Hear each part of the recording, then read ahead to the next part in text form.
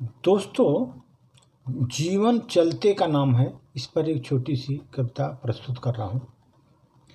तोता अपने गुणों के कारण ही बंधन को प्राप्त होता है।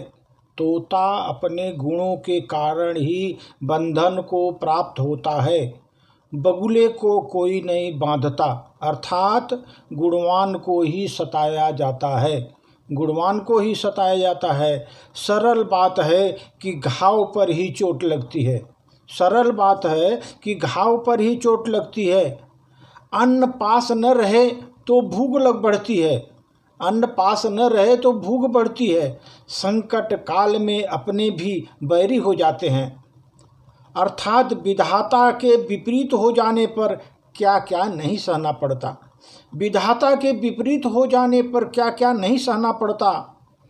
राम जी को वनवास भोगना पड़ा, पांडवों को कष्ट भोगना पड़ा, यदुवंश का नाश हुआ, और कितना कहें। लव कुश को पालना नहीं मिला, सीता जी को धरती में समाना पड़ा, हरिश्चंद्र को चांडाल बनना पड़ा। क्या रावण जैसा बलि का मरण देखकर भी काल का महाबली होना सिद्ध नहीं होता। अवश्यमेव भोक्तम, यानी चाहे कोई कितना भी बड़ा हो, कितना ही बलवान हो, कितना भी बुद्धिमान हो, कितना ही विद्यावान हो, कितना ही धनवान हो, कितना ही दानवान हो, कुछ क्यों न हो, प्रारब्ध तो भोगना ही पड़ेगा। प्रारब्ध तो भोगना ही पड़ेगा।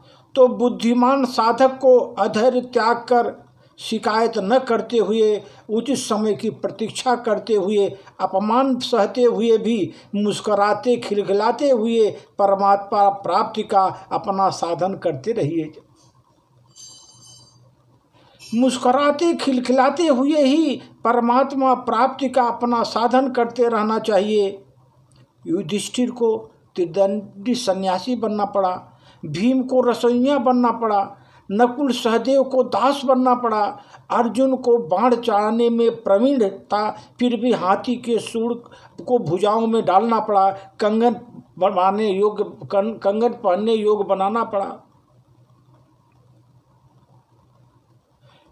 किन्नर का रूप स्वीकार करना पड़ा। रूपवती द्रौपदी को राजा विराट की गर्वीली रानियों के तिरस्कार पूर्वक वचन सुनने पड़े। चंदन घिसने वाली बनना पड़ा, निश्चित बनना पड़ा। मेरे दोस्तों, अब जो होना है होता रहे। दोस्तों, अब जो होना है होता रहे।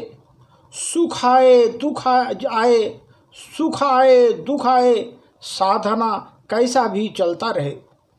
साधन कैसा भी हो चलता रहे। सुख आए दुख आए, साधन कैसा भी चलता रहे। मंजिल मिलेगी ही मिलेगी, मंजिल मिलेगी ही मिलेगी। बस तुम घबरा कर पलट मत जाना, चलते रहो चलते रहो।